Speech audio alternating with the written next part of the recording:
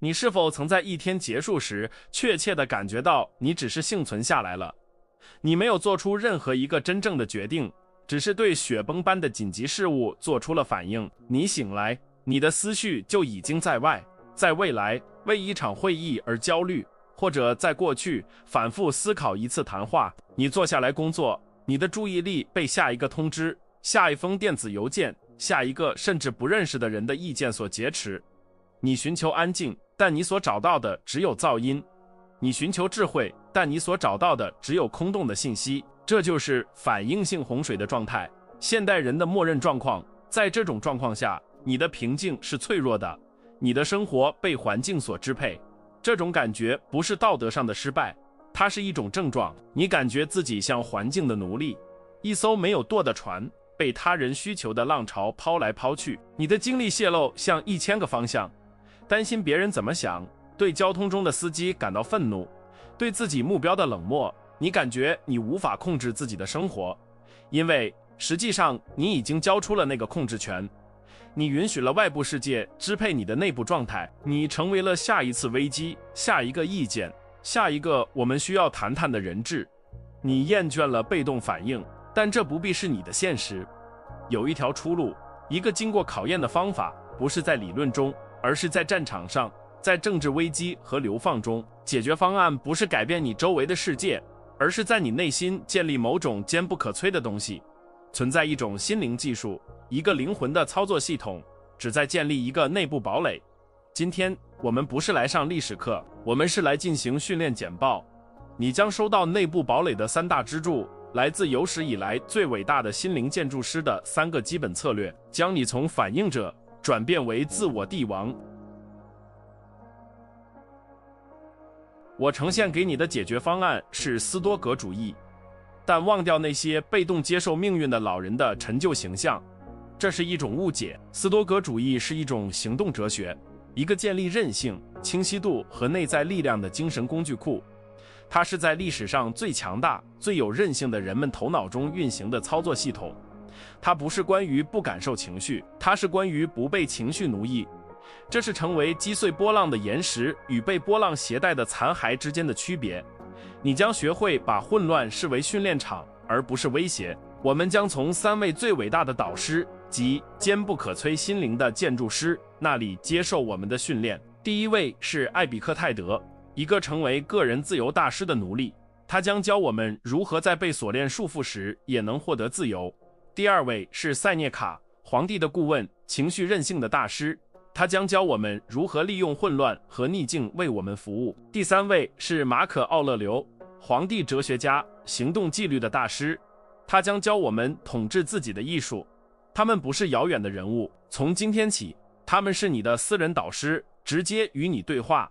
成为自我大师的旅程始于一个单一的决定：停止反应，开始建设。在我们进入我们训练的第一个支柱之前，我希望你做出你的第一个主权声明。这个频道是你的新训练场，每个视频都是一份简报。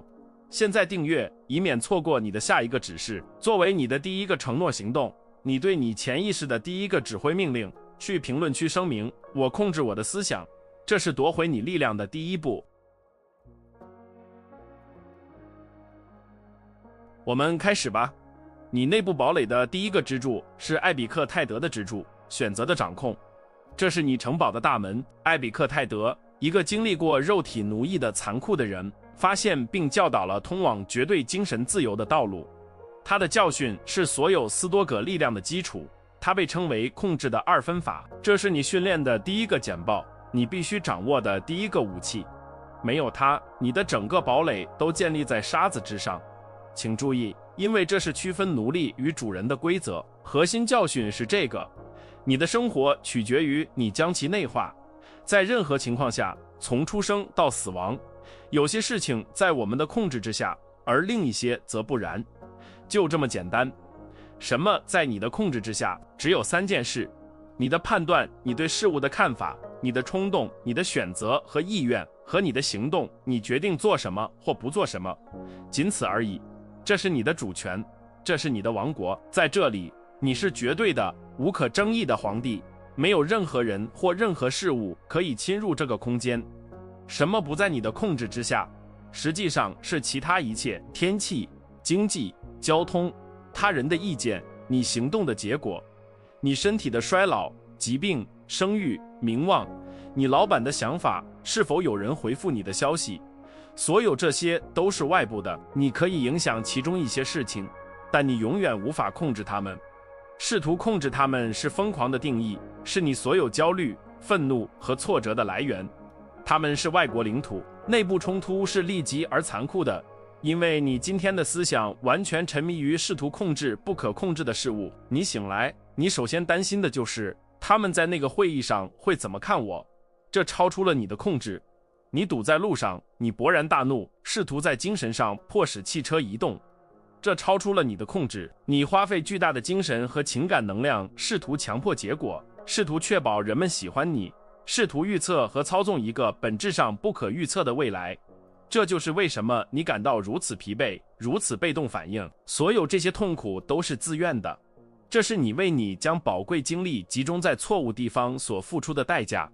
你受苦不是因为发生了什么，而是因为你徒劳地试图控制无法控制的事物。你对交通堵塞感到沮丧，但交通堵塞只是交通堵塞，是你的判断，这会毁了我的一天，我不应该在这里，导致了痛苦。你在错误的战场上打着错误的战斗，你的反应性是这种根本性混乱的清晰症状。你让你心灵的大门敞开，没有任何守卫，任何外部事件，任何随意的意见。你手机上的任何通知都会不请自来地进入，并被允许点燃你内心的平静。你成为外部事件的奴隶，因为你错误地认为他们是问题所在。你试图改变外面的世界，却没有意识到唯一需要的改变是在你内部大门的守卫者身上。艾比克泰德会告诉你，坚守你的岗位，成为大门守卫者。这是核心比喻。想象你的心灵是一座堡垒，而你是唯一入口处的精英士兵。你唯一的任务，你唯一的职责，是检查每一个接近的思想，每一种情绪，每一种冲动。你必须阻止他们中的每一个，并问一个唯一的问题，你生命中最重要的问题：你是否在我的控制之下？要毫不留情。如果答案是否，如果是关于你老板的想法，明天是否会下雨，是否有人在咖啡馆对你粗鲁，足球队是否输了，你拒绝他进入。立即，你不要在上面花费你宝贵能量的1秒钟，你把它当作间谍、入侵者、干扰，你以刻意的冷漠抛弃他。这不关你的事，他不在你的王国里，他不值得你注意。如果答案是，如果是关于你对粗鲁的回应，你对下雨的准备，你接下来的工作行动，无论你老板的意见如何，你对你团队的纪律，你让他进来，但你不会让他肆意妄为。你检查他，理解他，并决定如何以美德、清晰、勇气对其采取行动。你将100%的精力，你所有的力量集中在这里，这就是你自由所在的地方。让我们举个例子，你正开车去上班，克劳迪奥，一个鲁莽的司机，在交通中插到你前面。反应性的心灵，普通人爆发了。你按喇叭，咒骂，你的心脏狂跳，肾上腺素涌入你的身体。克劳迪奥，一个你再也不会见到的人，支配了你的情绪状态，你的血压，你的平静。你给了他你内部堡垒的完全控制权。他进来了，打破了一切，然后离开了。而你在剩下的早晨里都在反复咀嚼愤怒。训练中的斯多葛者，大门守卫者，看到了克劳迪奥，他感到了最初的愤怒冲动，这是自然的，但随后训练接管了。他在大门口阻止了这种感觉，并问道：克劳迪奥的行为在我的控制之下吗？答案是响亮的否。我对他的反应在我的控制之下吗？答案是。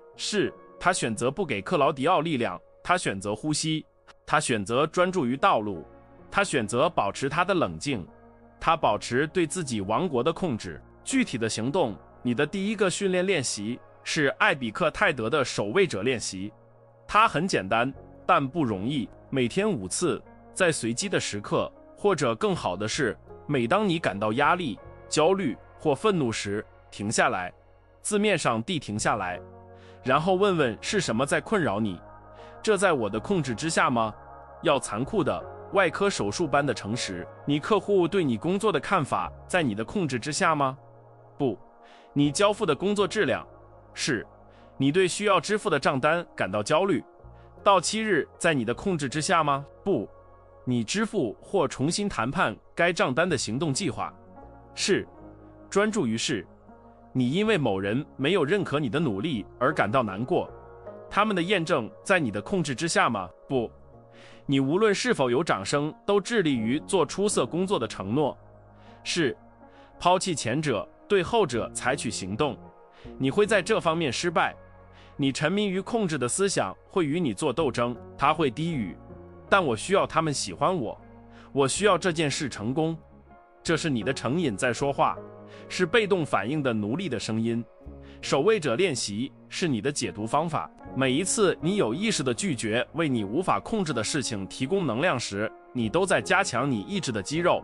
你正在积极地为自由重新连接你的大脑。想象一个弓箭手，斯多葛弓箭手知道他无法控制风靶子的运动，或者弓弦是否会断裂。他甚至无法控制是否击中靶心。他控制什么？他的姿势，他的呼吸，箭的选择，对他技术的专注，放开弓弦的精确时刻。他将100%的精力集中在这些元素上。他知道，通过完美的专注于他能控制的事情，他就最大化了击中靶心的机会。但他的内心平静，他的卓越不依赖于击中，他依赖于完美的射箭。这种日常的不懈的练习的结果是平静。焦虑消失了，因为焦虑在其本质上不过是试图控制不可控制的未来。愤怒消散了，因为愤怒是徒劳的试图控制他人的行为或过去的事件。挫折死亡了，因为它源于对你掌控之外事物的不切实际的期望。你停止在无法获胜的战斗中泄露能量，你变得像外科手术般精确。你不再是被动反应，你是有回应的。你不再是奴隶，你是一位主人。你不再是漂流的船，你是舵手，平静的航行。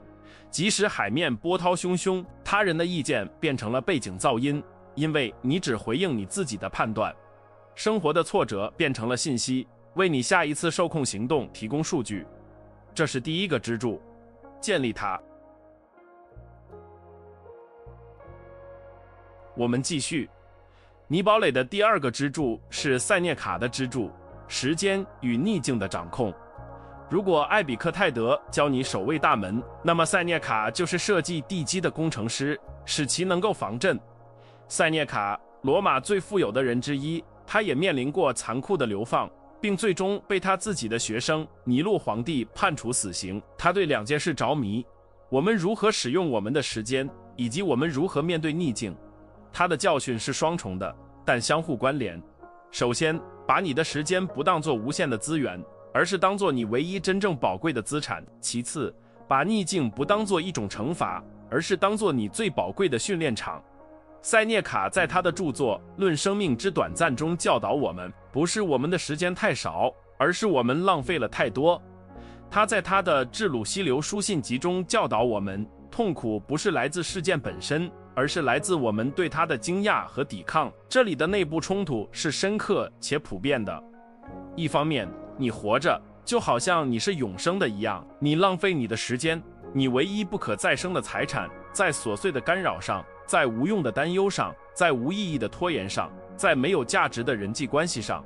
你像僵尸一样滚动着手机的无限信息流，观看不能提升你的东西，对你灵魂讨厌的承诺说是。你表现的好像你的时间是无限的，你活得忙碌，但你没有在生活。另一方面，你生活在对逆境的瘫痪性恐惧中，你害怕失去工作，你害怕冲突，你害怕不适，你害怕疾病，你害怕失去。你尽一切努力避免痛苦，只寻求轻易的快乐和肤浅的舒适。你建立了一个脆弱乐观的生活，希望坏事不会发生，而当不可避免的事情发生时，因为它总会发生，你崩溃了。你没有地基。这种组合是致命的。你用琐事浪费现在，用焦虑恐惧未来。塞涅卡会看着你的日程表问，你是在真正的生活，还是只是在消磨时间？他会看着你的恐惧问，你为什么害怕那些不可避免的，或者即使发生了，你也有力量克服的事情，你无法掌控，因为你的时间被他人控制，你的恐惧被你的想象力控制。塞涅卡的解决方案是一个战略性的、强大的逆转。首先，他命令我们清点我们的时间，对我们的分钟变得吝啬。不是我们的时间太少，而是我们失去了太多。你必须审计你的注意力流向了哪里，因为你的注意力流向哪里，你的生活就流向哪里。花费在与你的价值观、你的目标不符的事情上的每一个小时，都是从你生命中被盗走的1个小时，一个你永远无法再拿回的小时。其次，这里是塞涅卡的天才之处，他给了我们 premeditatio malorum 预先思考恶意，这是这个支柱的具体行动，这是心灵的疫苗。斯多葛者不是生活在乐观的否认中，而是通过积极想象最坏的情况来开始新的一天，不是为了悲观，不是为了陷入焦虑，而是为了变得有韧性。你醒来，花5分钟平静的思考，如果我今天被解雇了怎么办？如果我亏钱了怎么办？如果我爱的人生病了怎么办？如果我面临一个巨大的障碍怎么办？这对于沉迷于积极思考的现代心灵来说似乎很病态，但其效果与焦虑相反。通过早上平静而理性的想象最坏的情况，你做了2件关键的事情。首先，你给你的心灵接种了疫苗。如果白天真的发生了什么坏事，你的心灵会说，我已经预料到了，我已经为此做好了准备。惊讶是把问题变成灾难的东西，斯多葛者从不感到惊讶。其次，你意识到即使在最坏的情况下你也能幸存下来。你问，如果我被解雇了，我会做什么？我会更新我的简历，削减开支，寻找新的机会。你意识到你有资源，你有力量，你有韧性。恐惧生活在想象中，在不确定中。通过将恐惧带到理性的光芒下，你解剖它，规划它，它就失去了它的力量。焦虑被准备所取代。让我们用一个小故事，想象你有一个对你职业生涯至关重要的演讲。反应性的心灵，普通人会花几天时间焦虑，害怕结巴，害怕难题，害怕失败。他试图不去想它，或只往好处想。受过塞涅卡训练的心灵会坐下来5分钟，练习预先思考。好吧，现实中最坏的情况是什么？投影仪坏了，我忘了一部分。我的老板在所有人面前批评我。然后训练中的斯多葛者会问，我能从这当中幸存下来吗？我能从这当中幸存下来吗？答案是显而易见的，能。然后他问支柱1，在我的控制范围内，我能做些什么来避免或处理它？他会带上打印的副本和 U 盘里的备份投影仪，他会练习他的演讲，直到他成为肌肉记忆忘记。他会专注于他信息的质量和他的冷静，而不是老板的反应批评。他进入演讲时，不是期待最好的，而是为最坏的做好了准备。因此，他很平静、专注，准备就绪。结果是恐惧失去了对你的控制力。你直面它，解剖它，解除它的武装。你不再逃避逆境，你开始完全按照塞涅卡的方式看待它，一个练习美德的机会。火不会把火看作坏，它只是更多的燃料。对于斯多葛者来说，障碍不是阻碍，它是燃料。这是练习你的勇气、你的耐心、你的韧性、你的创造力的机会。这种练习导致了斯多葛主义中最强大的概念之一 Amor Fati， 热爱命运。不仅仅是接受发生的事情，而是热爱发生的事情，你开始明白，宇宙并没有密谋反对你，它只是在发生。每一个事件，好的或坏的，都是材料，它是你用来构建你品格的原材料。你停止希望生活更容易，你开始希望自己更强大。塞涅卡提醒我们，平静的大海永远造就不了熟练的水手。你是为风暴而生的，逆境不是要避免的，而是要利用的。它是铁匠的火，将生铁变成淬火的钢。塞涅卡的支柱就是这个防震地基。你学会了不仅要忍受生活，还要利用生活，困难成为你的建筑材料。至于第一部分，时间呢？预先思考恶意也解决了这个问题。通过思考你生命的终结，通过思考失去，你突然意识到今天的时间是多么的宝贵。你停止浪费分钟，你成为你时间的极度的守护者。因为你现在明白，这是你真正拥有的唯一东西。你停止对不重要的事情说是，你开始像会计师审计金钱一样审计你的时间。他今天去哪儿了？是投资于目标、家庭、学习、健康吗？还是被花掉了、浪费了、被干扰和无意义的义务偷走了？你学会说不是出于傲慢，而是出于目标。你明白，对琐碎事物的每一个是都是对真正重要事物的不。这个支柱构建了你堡垒的地基。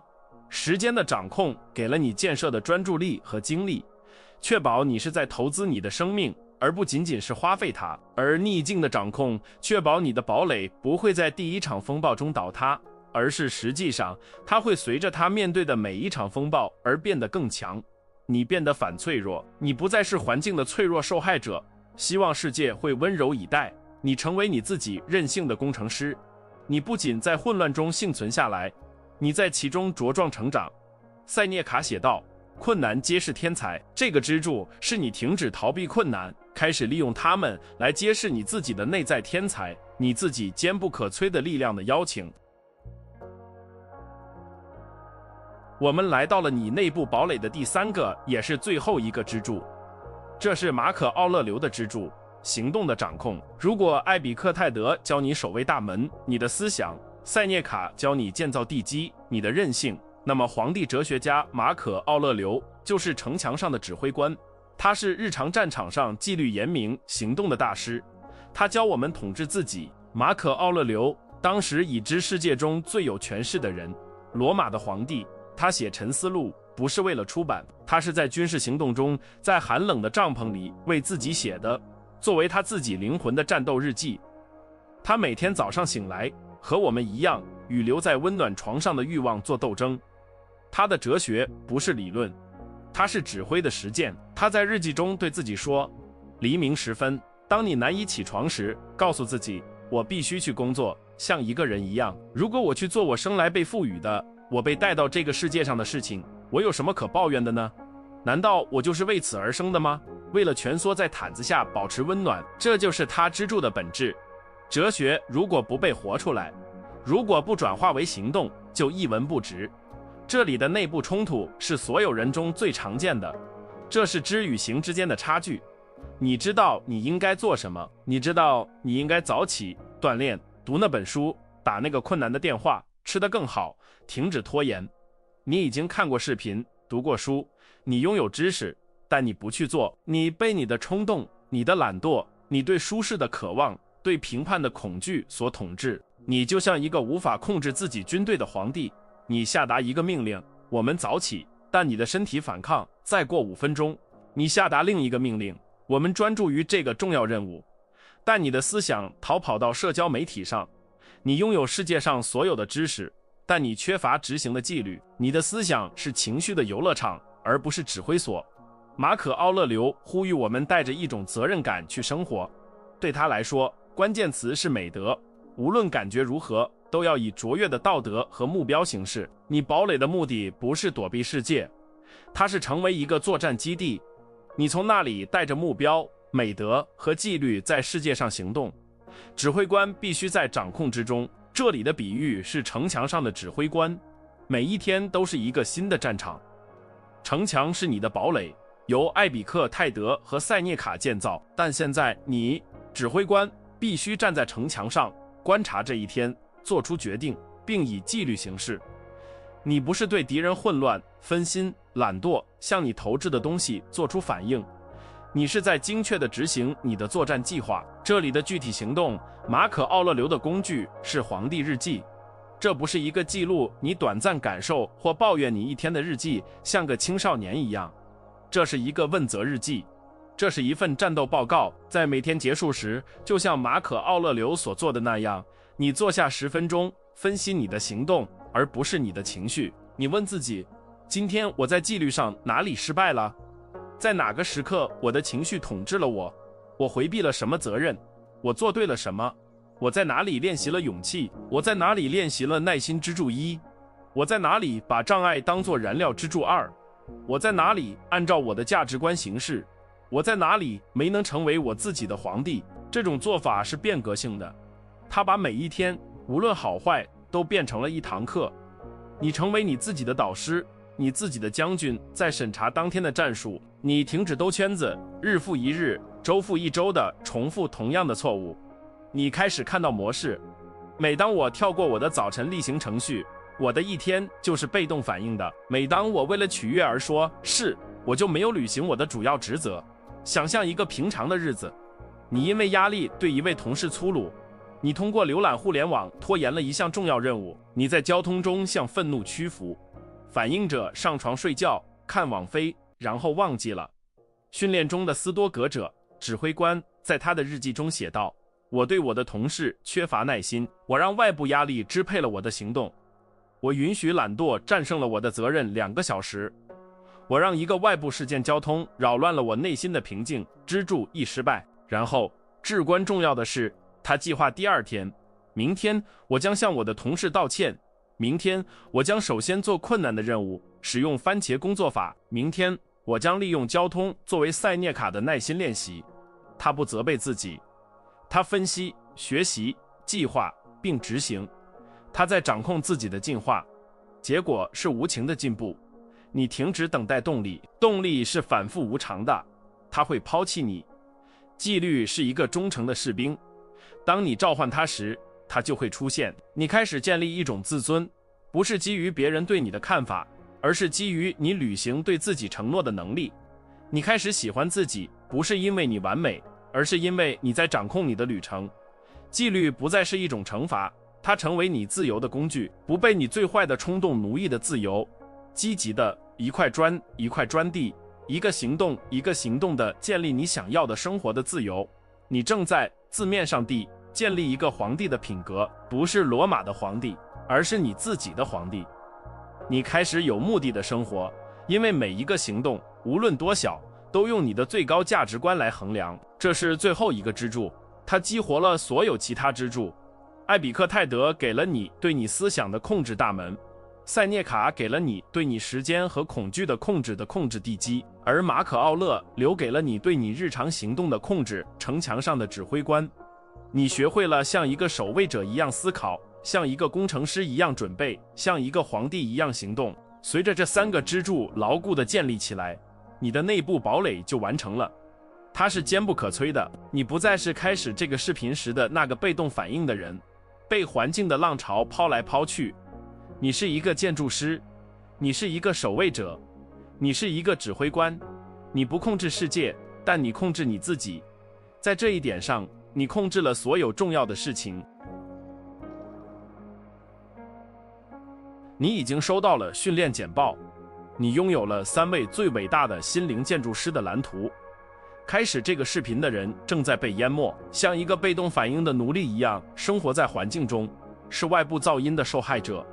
你现在在这一刻是不同的人，你拥有了工具，你明白真正的监狱不是外部事件，而是你内部的反应性。你现在并且永远知道你的自由不在于改变世界，而在于掌控你的选择，在于利用逆境作为燃料，在于以日常纪律行事。你不再是普通人，你是训练中的自我帝王。当这个视频结束时，旅程并没有结束，它才刚刚开始。没有行动的知识是无用的，它只是更多的噪音。你的训练需要日常的、不懈的练习。这个频道是你的训练场，你的其他斯多葛战士社区在评论中等着你。如果你看到了最后，如果你完成了这个训练简报，并准备好实施这些支柱，我希望你做2件事。首先，宣布你的毅力，去评论区写下“我看到了最后”，这向你自己和他人表明你有承诺完成你开始的事情。其次，做出你最终的力量声明。